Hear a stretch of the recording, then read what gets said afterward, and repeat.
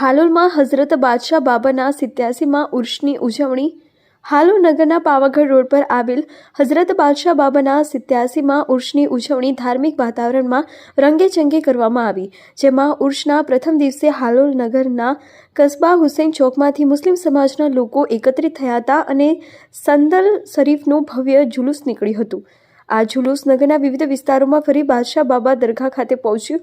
વડોદરાના ખાનકાહે અહેલે સુન્નતના સજ્જાદા નશીન સૈયદ મોઇનુદ્દીન બાબા કાદરીના હાથે સંદલ શરીફની રસમ અદા કરવામાં આવી અને ત્યારબાદ સલાતો સલામ અને નિયાઝની વહેંચણી કરવામાં આવી હતી।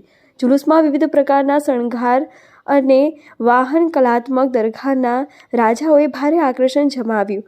જ્યારે ઉર્ષના બીજા દિવસે દરગાહ ખાતે તકરીરનો ભવ્ય કાર્યક્રમ યોજાયો, જેમાં ખાનકાહે અહેલે સુન્નતના શહજાદા નશીન સૈયદ મોઇનુદ્દીન બાબા કાદરી, સૈયદ અમીરુદ્દીન બાબા કાદરી, સૈયદ જિયાઉદ્દીન બાબા કાદરી ઉપસ્થિત રહ્યા હતા, જેમાં સૈયદ અમીરુદ્દીન બાબા કાદરીએ તકરીર ફરમાવ્યું હતું।